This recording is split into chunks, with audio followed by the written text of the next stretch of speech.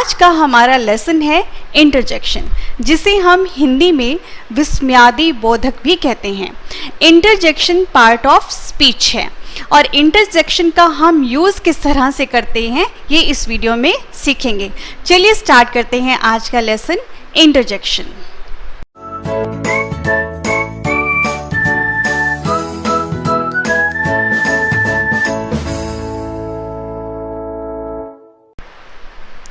Interjection क्या है?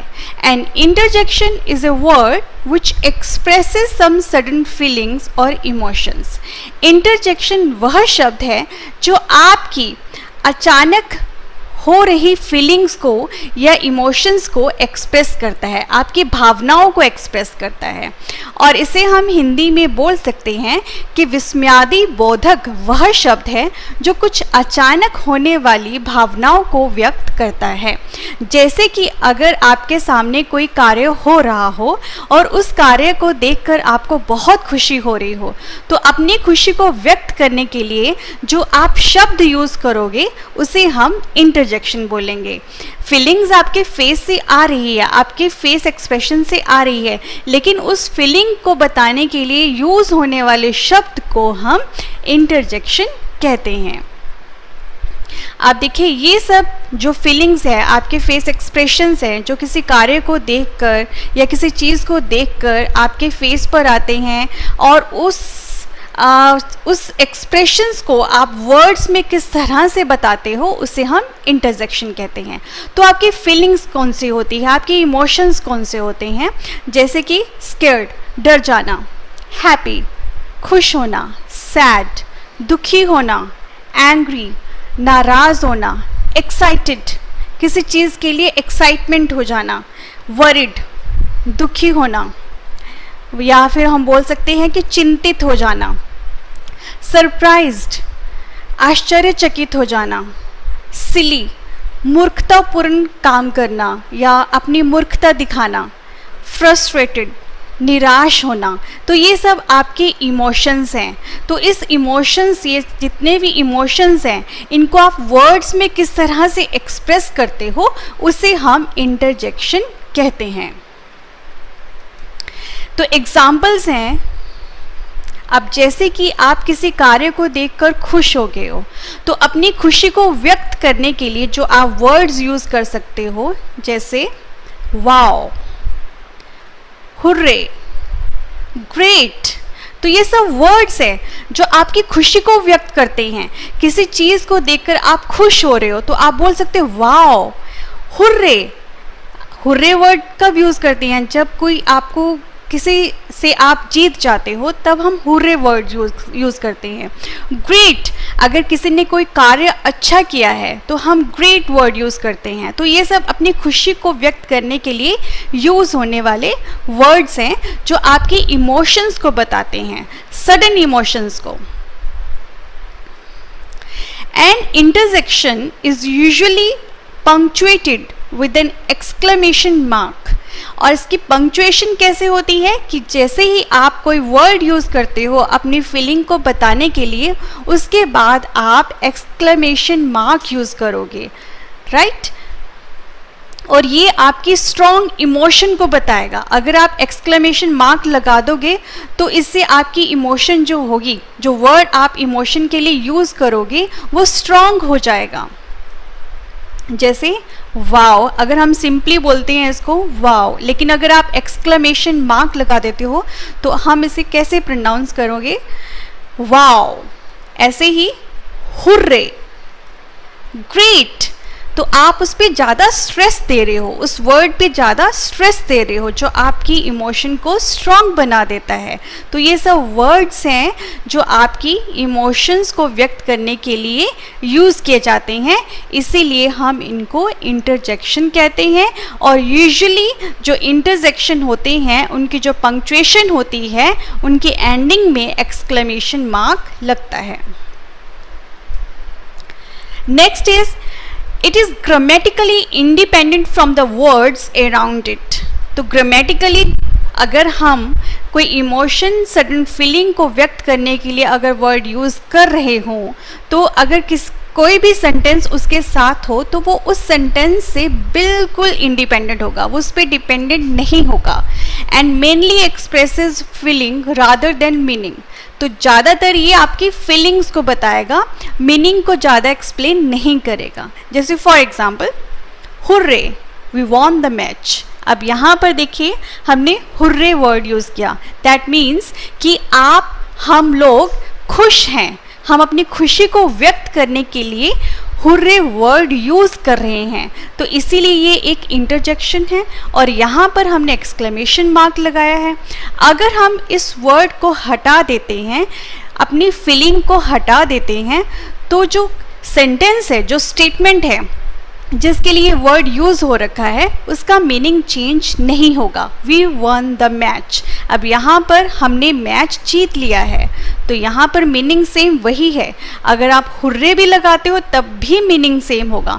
That means कि इंटरजेक्शन जो है वो स्टेटमेंट को कभी भी उसके मीनिंग को चेंज नहीं करता, उसका मीनिंग सेम ही रहता है। तो हुर्रे वर्ड क्या एक्सप्रेस कर रहा है? फीलिंग ऑफ हैप्पीनेस, कि आप बहुत खुश हो। तो उसके लिए जो वर्ड यूज होने वाला है वो है हुर्रे। नेक्स्ट है जो इंटरजेक्शन है, दीज वर्ड्स और phrases can stand alone. Interjection के जो वर्ड्स होते हैं और फ्रेजेस होते हैं, हो सकता है कि एक से ज़्यादा शब्द हों जो कि एज ए इंटरजेक्शन यूज़ हो, तो उसको हम इंटरजेक्शन कहते हैं। लेकिन ये अकेले भी यूज़ किए जाते हैं, ज़रूरी नहीं है कि ये किसी स्टेटमेंट के साथ ही यूज़ हों। जैसे उप्स, आपसे कोई मिस्टेक हो जाती है तो हम बोल सकते हैं उप्स। तो हमें आगे बताने की ज़रूरत नहीं है कि आपसे क्या मिस्टेक हुई है, तो उप्स से पता लग रहा है कि आपसे कोई मिस्टेक हुई है, तो ये अकेले भी यूज़ किए जाते हैं। ऐसे ही वाओ, तो एक्सप्लेन करने की ज़रूरत नहीं है जब तक कोई पूछता नहीं है कि आपने वाओ, तो इससे पता लग रहा है कि आपकी जो फीलिंग है वो वाह, किसी चीज़ को देखकर एकदम से आपको बहुत अच्छा लगा है, इसीलिए आपने वाओ वर्ड यूज़ किया है। तो ये अकेले ही यूज़ किए जाते हैं।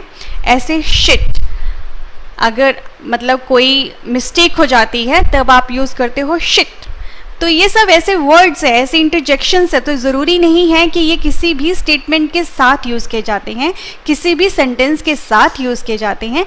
इनको हम अकेले भी यूज़ कर सकते हैं। तो ये सब words can be used as such in normal conversation to express the strong feelings. तो ये नॉर्मल जो कॉन्वर्सेशन होती है तो उनमें ये स्ट्रॉन्ग फीलिंग्स को एक्सप्रेस करने के लिए यूज़ किए जाते हैं। तो ज़्यादातर ये अलोन कब यूज़ किए जाते हैं? जब आपकी कॉन्वर्सेशन हो रही हो, तब हम यूज़ कर सकते हैं। सो इंटरजेक्शन के लिए अब हम क्या जान चुकी हैं कि इंटरजेक्शन में क्या होता है और किस तरह से यूज़ किया जाता है। जैसे कि an interjection is a word which expresses some sudden feelings और इमोशंस। इंटरजेक्शन वो वर्ड है जो आपकी अचानक हुई भावनाओं को व्यक्त करता है। और interjection is usually punctuated with an exclamation mark. Interjection जो होता है उसकी पंक्चुएशन जो होती है वो जनरली जो होती है वो एक्सक्लेमेशन मार्क से होती है। आप इंटरजेक्शन जो वर्ड यूज़ कर रहे हो उसके बाद आपको एक्सक्लेमेशन मार्क लगाना पड़ेगा, जिससे कि आपकी फीलिंग्स जो है वो स्ट्रॉन्ग हो जाएगी। It is grammatically independent from the words around it and mainly expresses feeling rather than meaning. तो ग्रामेटिकली क्या है, ये इंडिपेंडेंट होता है द वर्ड्स अराउंड इट, और ज़्यादातर ये एक्सप्रेस करता है फीलिंग्स को rather than meaning. Next is these words और फ्रेजेस कैन स्टैंड अलोन। ये सब वर्ड्स और फ्रेजेस जो होते हैं ये अकेले भी यूज़ किए जाते हैं। ज़रूरत नहीं होती कि आपको सेंटेंस के साथ ही यूज़ करना हो, ज़्यादातर इनको हम कॉन्वर्सेशन में अकेले यूज़ कर सकते हैं। अब हमारी इमोशंस ऐसी कौन सी होती है जिसमें कौन से यूज़ होने वाले इंटरजेक्शन वर्ड्स होते हैं, ये हम देखते हैं। तो इमोशंस में सबसे पहले आ गया सरप्राइज़, हैरान होना। तो हैरानी के लिए ऐसे कौन से वर्ड्स हैं, ऐसे कौन से इंटरजेक्शंस हैं जो यूज़ किए जाते हैं?